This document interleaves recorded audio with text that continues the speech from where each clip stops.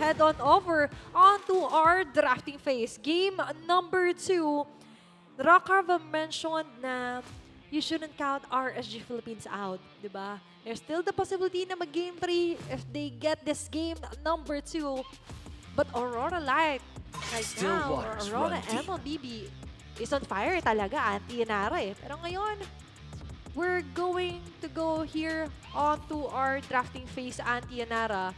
And siguro more on prediction tayo. Try natin i-analyze yung mga possible na makita or maban.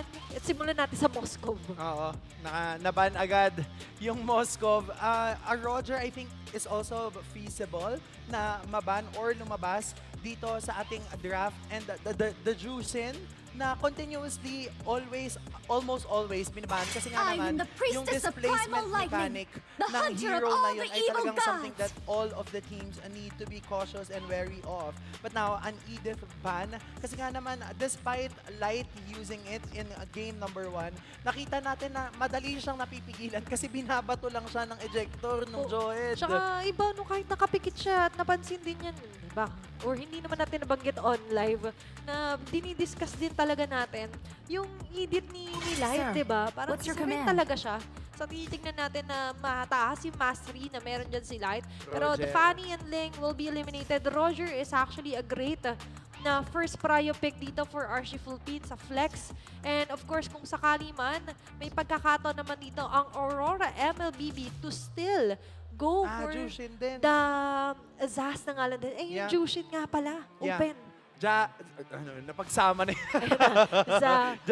Zaz Zaz Jushin. and Jushin. And also Harith. So, ang daming options for almost, for the first pick. Kaya nga, to me, nagme-make sense na magandang napupunta ka rin sa red side. Kasi kahit makakuha yung kalaban mo ng isang pick, okay lang. Kasi meron ka namang dalawang trade agad na equally in the meta hero na also magaling. Yeah. And right now, for RSG Philippines, it's going to be the Hayabusa. So, Aurora Craving MLBB, the nectar of I'm trying to bloodshed. see if possible pa ngayon the situation na mag-Zaz, Jushin. di ba? And Yeah. even the Jushin.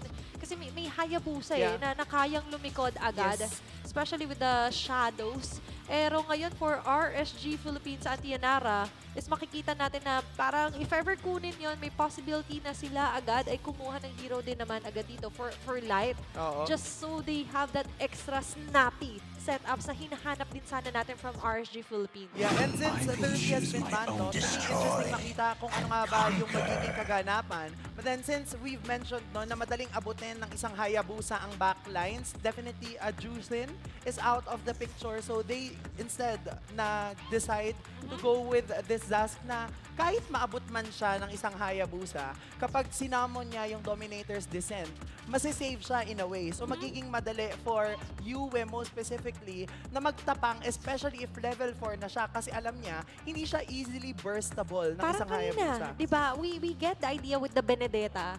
More on the dashes nga lang yung Yes. Popopondo. And we've seen Irad try to go for the eye fringe, Harith. kumbaga. Or sabihin natin yung immunity niya kapag ka nagda-dash through siya, especially with the Electro Final Blow, yung Yep. split second na yon. Kaso nga lang, the timing is there. And with ease kasi, na-execute ng Aurora MLBB, yung nagiging lineup nila, lalo na't sabi mo nga kanina, yung Zaz kasi Nolan. may capability siya na iligtas and that extra survivability is everything. It's a chef's kiss Yes. for mid lane ngayon. And ngayon for RSG Philippines naman, Harith and Johed naman ang mapapasakamay sa kanila. So, it's going to be a gold Harith na i-assume natin. And a Johed, just so they have that specific isolation plane na pwede nilang makuha. Na kanina, naging effective for the side of Aurora Yeah. because it was Renegade that was using it. So how Light will be able na parang, in a way, i-shift yung paggamit ng Johed so that it fits the gameplay of RSG Philippines. Yun yung kailangan nating makita as we head on to game number 2. Pero alam mo, nakakatuwa talaga makita yung mga audience kasi parang napipilitan kang mag-A kahit may inisip ka, Ayan. Diba? And I love na may mga fur babies din na ano ngayon, pina-flex, diba? Hindi lang friends. And shoutout kay Igan. And shoutout sa mga nagpapakita ng mga fur babies nila, diba? And ayan, ang GG RSG Risley banner. And the Raiders, of course, here, na sumusuporta At sabi ko nga sa'yo, you don't count RSG Philippines out kasi Yes. kahapon, kung naaalala nyo, 2 match lang naman na nag-game 3. Oo, Diba? magkasunod pa. Magkasunod pa na match. So Dexter, ngayon sa it's last our match natin showtime. for week 1, day number 3, is maaasahan kaya natin yan, mapoprolong ba yung laban. Lights up for Aurora. Ayun ulit yung mga wristbands nila. Yeah, oo. May tamang tawag doon, di ba? Oh. Sorry guys. Oo. Not- Yan yung mga binabalik sa concert pagkatapos, di ba? Pero dito, Aurora pinamimigay ang, hindi ko mabasa kuya, whitelist, Ayan. domestic esports. Salamat po. Shout out po sa inyo. And of course, nandyan, balita ko nandyan din yung mga families, relatives din ng iba sa mga players natin na playing right now. Pero eto muna tayo, medyo more Roger. on the pag-respect din sa Grockbuster Yes. ni Rene J, yung naging atake din dito ni Coach Melissa Panda kayo. for RG Philippines. And I love the medyo nagda-dive ka na onto Melissa din. Oo. And actually, yung mga inaasa natin, yung mga carry nga, Yeah, inaantay ko eh. Diba? Pwede din, maganda din siguro yung open pa din naman yung Roger, but then I think no, for inside of RSC Philippines, ina-expect nila yung Roger kasi hindi nila binan, Oo. hindi din nila pinik. Parang So, sinasadyan lang bitawan na Yeah. kunin nyo kasi may ready kaming Yep, atake dyan. Oops, pero medyo I love na nagpa-participate din. Of course, dito yung mga Roger. mga players natin.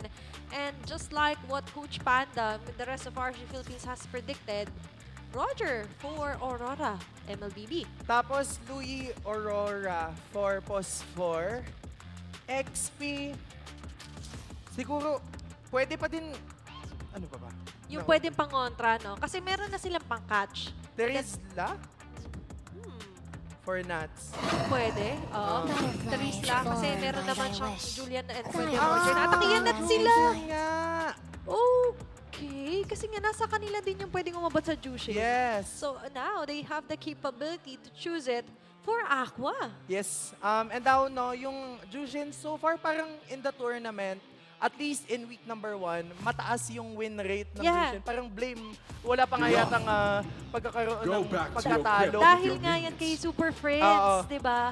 Yung Crimson Flare, and wow, pinagsama ko na. Yung Lantern Flare siya kay Crimson Beacon rather, is nakikita natin na sobrang, nakita natin na gumana for Fnatic Onyx Philippines. Pero right now, for the playstyle naman ng RSG Philippines, kanina medyo nag-struggle si Aqua sa laning niya. Ngayon, mayroon siyang meron siyang kapangyarihan na tanggalhin sa path niya or ilapit sa kanila Yes. yung possible targets. Oo, and definitely, no, since we have been seeing Jushin all around, usually yung kinukuha talaga ng isang Jushin ay Purify. Kasi yung ultimate ng isang Jushin ay meron ng parang in a way flicker combination. So hindi na masyadong threat yung pagkakawala ng dash. Tapos ang magiging focus na lang niya ay yung Balibag Lantern, yung Crimson Ayan. Flare nga na kaganapan. And also, no, I would just like to point it out na nung unang nilabas ang isang Jushin, ang kaganapan, Anong kapag ganap? nawalan siya ng mana, hindi na siya makakapagbalibag lantern. Mhm. But then, since the recent adjustment, kapag nag-ultimate siya, nagkakaroon na siya ng ability na i-cast yung kanyang balibag lantern endlessly. So yun yung isa sa mga adjustments na pwede nating makita right now na kaya bang panindigan and in a way, i-capitalize yung displacement mechanic na yun. Considering na yung kalaban nila, sobrang heavy in crowd control. Oo, kaya naman lamang ang may alam, 'di ba? Yan Yes. yung mga patch updates na kailangan natin tinututukan specifically for the Jushin nga. Ang ganda na nabanggit ba yan, Auntie Yanara, na pwede kasing lang ipang-punish yan. Yes. Kapag ka na-activate nga yung Crimson Beacon, 'di ba? Sobra ka na daw, Domeng! Sobra ka na, Domeng. Ayan, pinapasabi lang po ni ate. Oo, hindi kami nagsabi ng Hindi po Domeng. ako yun. Hindi po ako yun. Pero eto, syempre, yung isa pa sa inasa natin, aside from the Jushin kasi, Auntie, is how will they play with the Joe Head, of course. Kasi may balibag lantern ka na nga, may balibag ejector ka pa. Yeah, so ang ganda magiging combination if ever magpapatong yung balibag lantern kasi tapos isasama mo pa yung ejector. So sobrang layo ng displacement from them. Pero ang cute naman ng dog! Ang cute naman, 'di ba? Ano yan, may pa-Aiden si Jordan. And ngayon, guys, 2 beses kang madidribble, kumbaga. 2 beses kang maipapasa with the Ejector and the Crimson Flare, yung balibag nga, alone, di ba?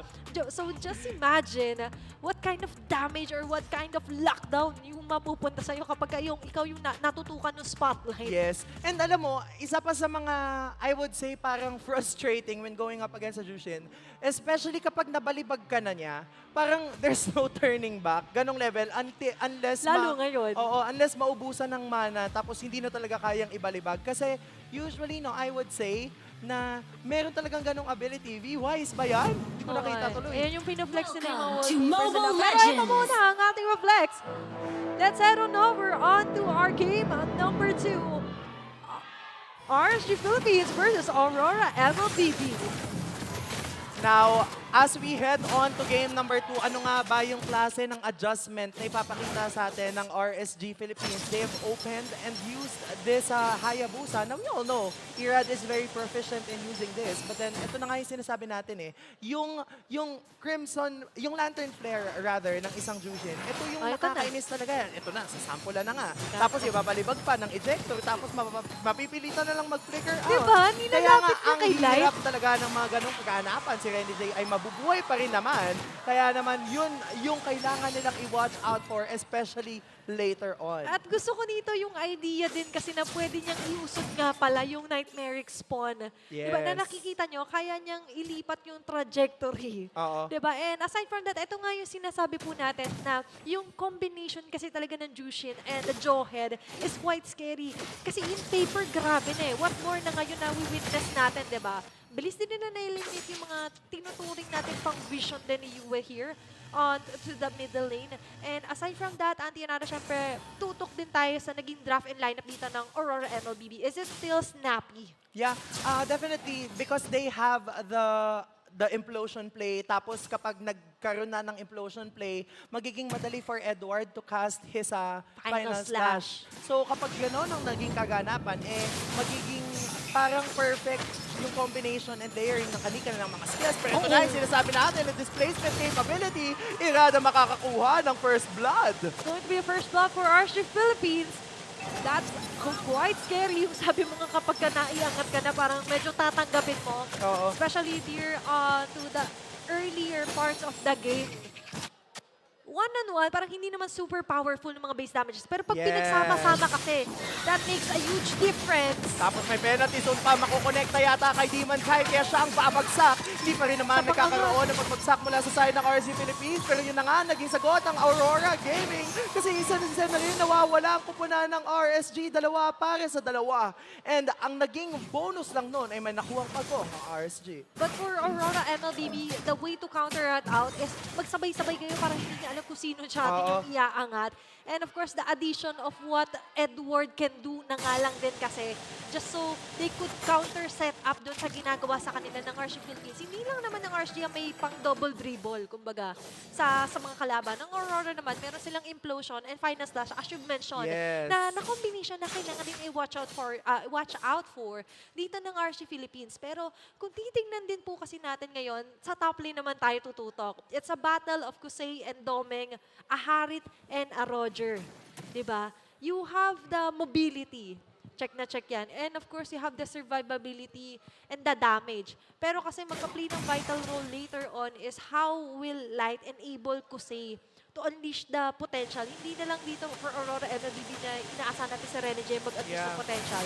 Pero RSG Philippines needs to do that as well. Oo, kaya nga, ang ganda din ang ginagawa din naman na every time nagkakasa ng Nightmaric Spawn, binibigyan agad both ni Aqua and ni Light. Kasi may extra 15 gold din yata yan, tas may extra XP din for the roam. So definitely, good thing yon. Pero kasi looking into the bigger picture, ito na yung nag-breaking turn up. Implosion play, kakasa na lang din naman. Pero nandun si Irad, at nandun din ang mga ibang miyembro ng side ng RSG Philippines. Kaya despite that implosion play, sabi nila, hindi muna natin itutuloy kasi makamatugin tayo kapag pinilit natin. They're trying to set up the stage. Kaso it's still not ready yet. Pero ito yung magiging ready in a few seconds. It's going to be a turtle. Second turtle for this round, Antianara. Pero kung titignan naman natin dito, maaga punctual ang ating mga players. And there's going to be Nats trying to set up stage here. Pero Ang ganda Ayun ni Halhook. Tapos natamaan pa doon si Edward. Susubukan niya mabuhay pero si Red ang makakakuha ng pagong. Isa-isa nang bumabagsak ang kupunan ng RC Philippines. Tapos yung Ugi Shadow Kill kinasa na rin naman.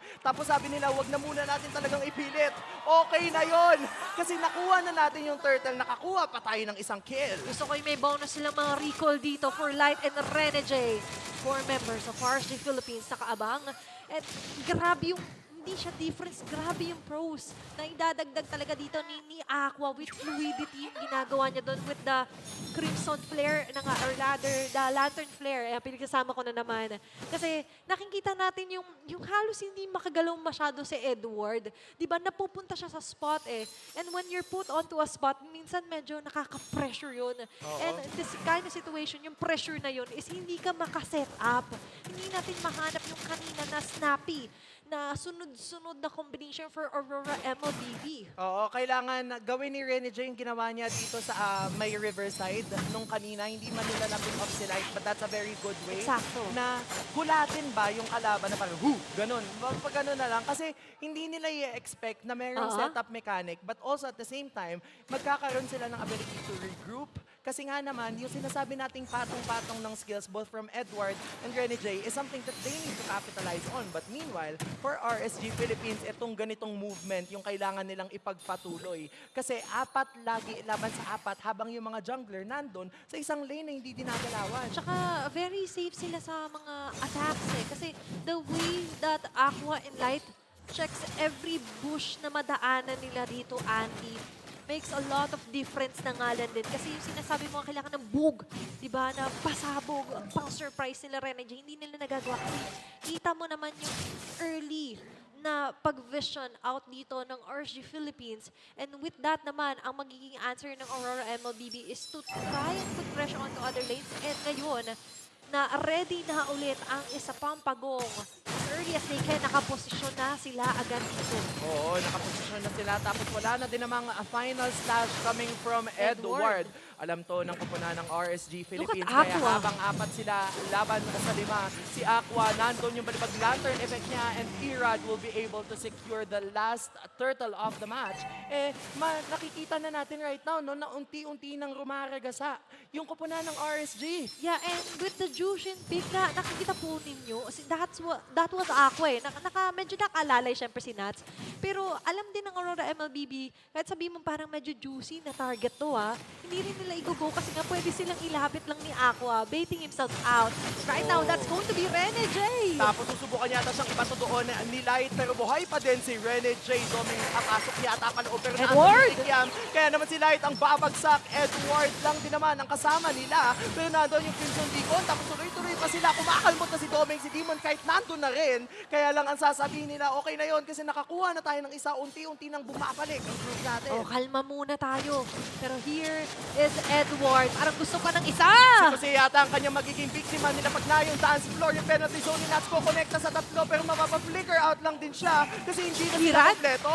Yung Irad nandun lang din naman nag-ugi shadow kill, pero the rest of the members of Aurora MLBB will stay alive kasi shinare nila yung shadow. Ngayon, nagkakaroon ng mga counter punch ang Aurora MLBB. 8 minutes into the game, makikita natin lamang sa third takedown ang RSG Philippines as of now. But looking at the gold per hero or per role, mapapansin natin Kusei and si Doming hindi naman sobrang nagkakalayo in terms of farming up. Kasi kung mapapansin din naman natin, although nagkaroon na nga ng basagan ng Torre sa kanilang mga lane, is of course makikita rin naman natin na si Doming unti-unti lang yan, pero binibigay din sa kanyang iba sa mga wave na pwede niyang i-clear. Pero ito yung bibigay ni Light.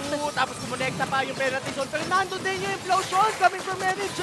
At sakit na bawas damage output coming from RSG Philippines. Kaya naman double kill coming from Kusei. Hindi pa tapos Yue! si Yue yata ang susunod na magiging biktima. Mapapabagsak niya si Nats, pero sabi ni Kusei, it's okay because that's a triple kill. Hindi pa sila tapos. Yung Lycan bounce at makakapagpabagsak. Kaya naman nawawala na sila. 4 para sa 3 in favor of Aurora MLBB. Grabe! Nakabasag pa sila ng Toro sa may bandang baba or bandang gitna rather, at ngayon bababa sila papunta dito sa Lord Pit. They have the chance, pero si Light ngayon, itatry niya yung best niya ito deleting sa pero hindi na aabot yung gusto niya maging play. Pero let's look at the Infinix instant replay na kung saan buong akala natin parang RSG, they've got it. Ang dami ng mga Jushin plays dito ni Aqua. But the minute na mapatay man si Yue, pero nandoon na nakasurvive pa rin. Yung ilan sa mga spawn pag-atake niya, naka-double kill na eliminate si Kusei. And Doming, Yung Lycan Pounce. grabe yung mga bounce back niya doon. Sinundan yung quad shadow.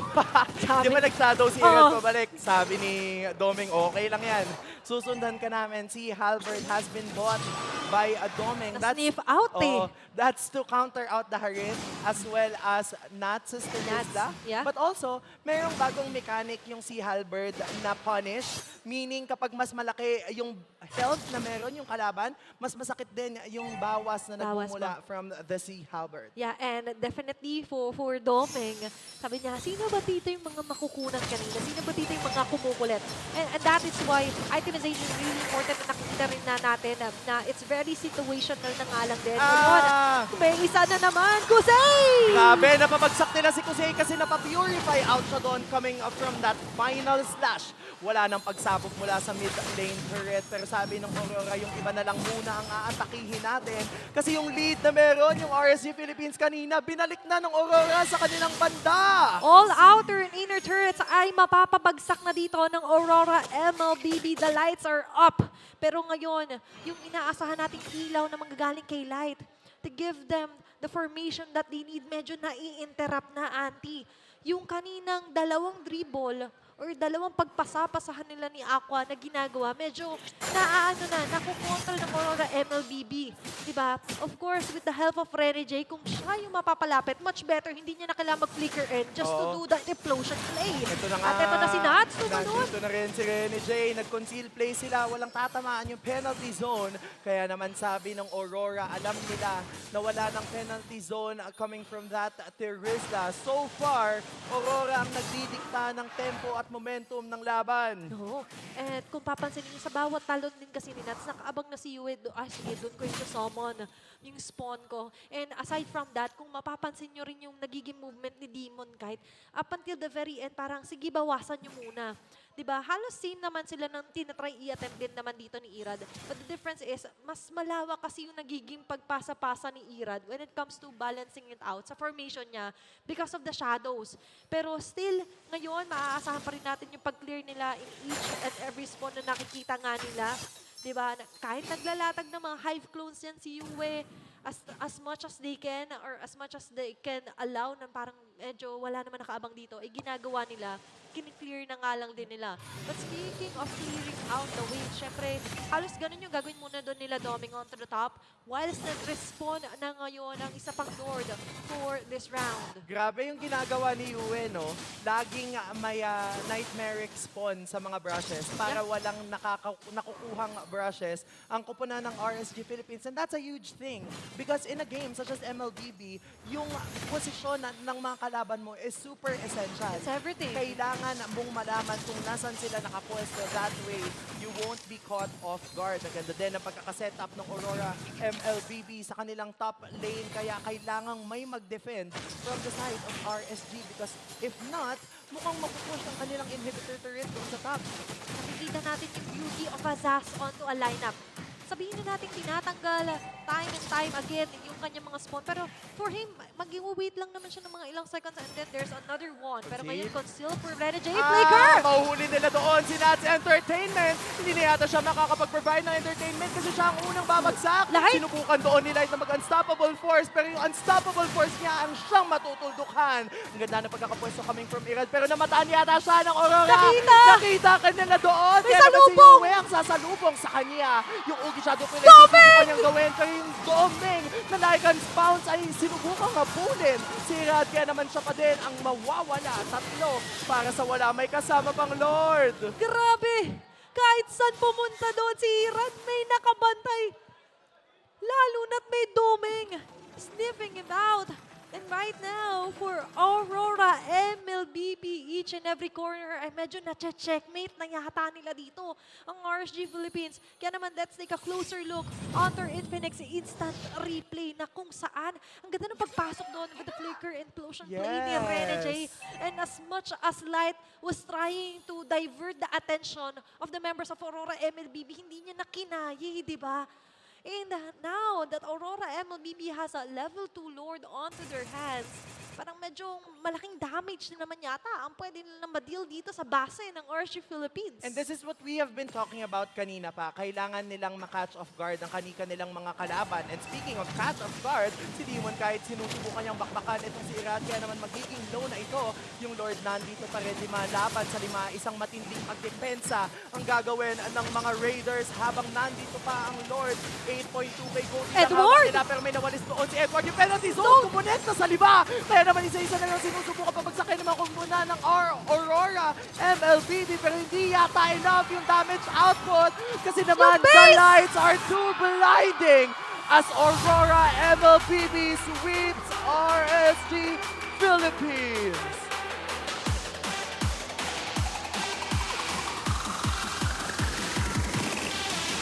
Lights up and game's up! Aurora MLBB sweeps off RSG Philippines! What a game. And what a play talaga! Here for Benajay and with the rest of the members. Grabe, Ate Nara, kahit ako mapapainom ako ng tubig. Ako din. Pag ganon, yung pinagdaanan kong game. Here for game of number 2. At ngayon, syempre, Auntie, makikita natin na grabe yung paghahanda, grabe yung sanib puwersa, and of course, there's still the camaraderie, the sportsmanship for our players. All smiles with the fist bump pa rin at the end of the match. And that's just week 1 of MPL Philippines Season 14. Oh, the old teammates, as they meet again. There can only be one match winner lang din kasi talaga, Ate. What a game. And really, what a response also coming from RSG Philippines. Ang ganda ng pinakita nila. It's just that it was Aurora Gaming that prevailed in this game. But let's give it up for RSG Philippines! GG RSG! But still, pinakitaan nila tayo ng napakalupit at napakagandang matchup laban sa Aurora MLBB. And speaking of which, this is going to be our match winner. We have Aurora MLBB! And to know more, syempre tawagin na natin ang ating host, Miss Mara Aquino.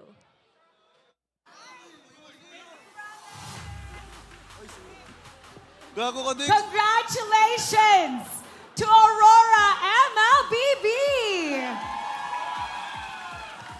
Edward, 5 minutes pa lang kumakat ka na sa Torre ah. Sabi ni nga nila, nung nakita nila yung line-up ng Aurora MLBB before the season started, na kayo nga daw yung super team. Masasabi mo ba talaga, seeing how your team has been performing this weekend, na kayo ang bagong super team? Para sa akin po, hindi kami super team eh. Kasi, kumbaga, nung pumasok kami sa Aurora, bagong org, kumbaga parang, mga bagong player lang kami ganun. Walang achievement, yun yung mindset namin eh. Walang achievement, walang ano, kahit ano. So, para sa amin, mga rookie lang kaming 5. But individually, combined together, you guys have a lot of achievements. Ito naman kay Domeng. Domeng! Wow! Grabe, ang dami mong fans!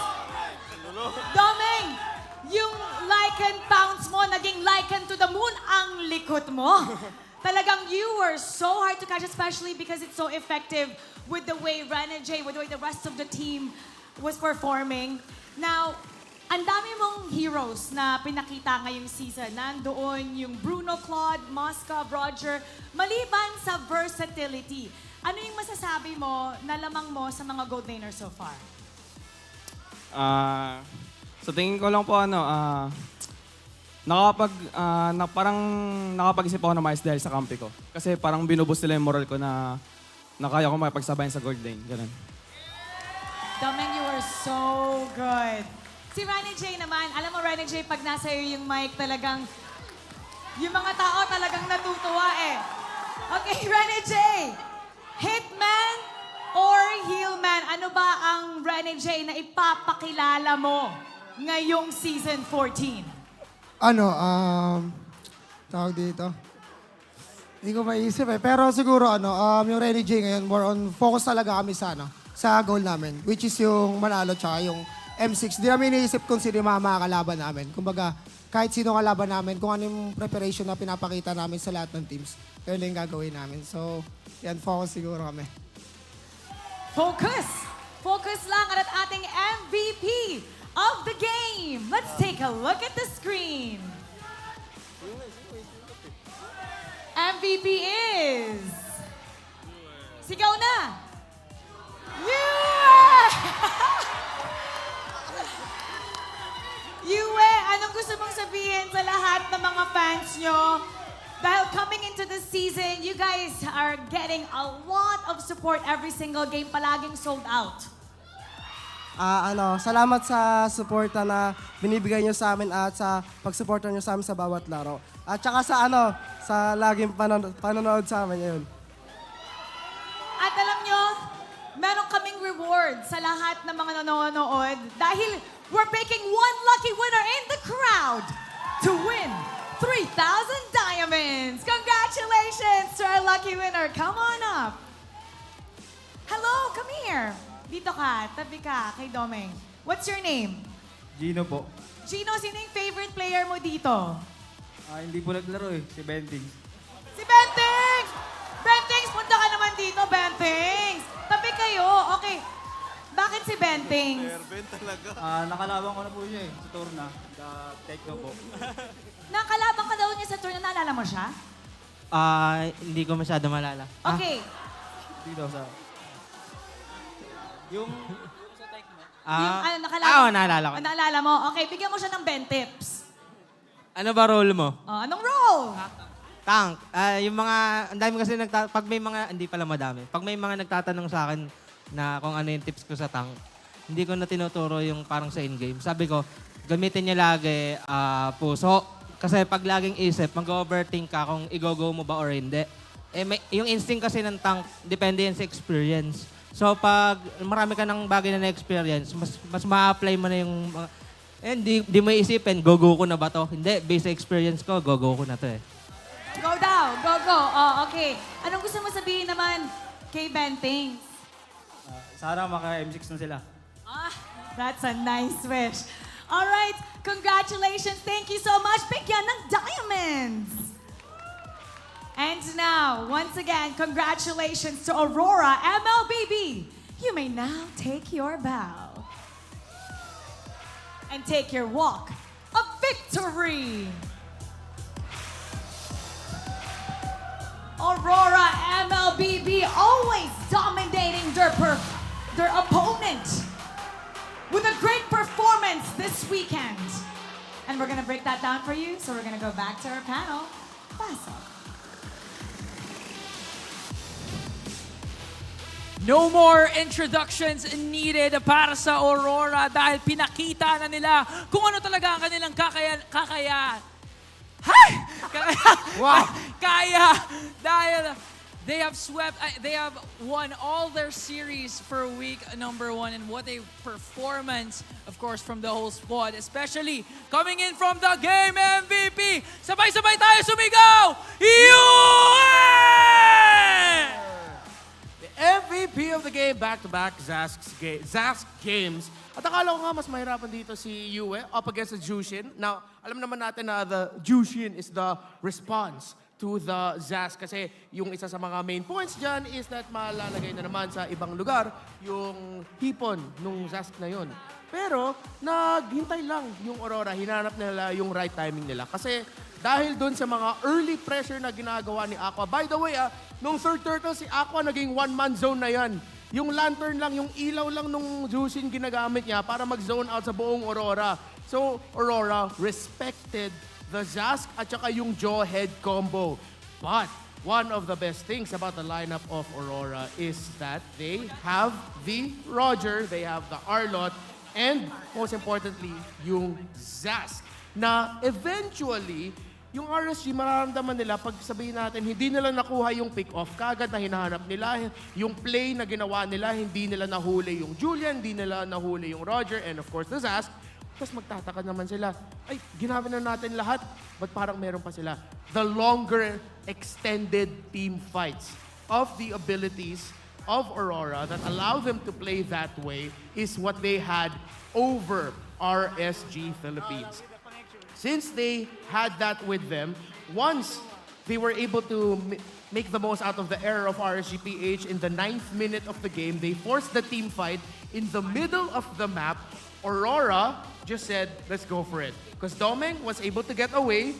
Great itemization, by the way, picking up the Winter Crown there in the end.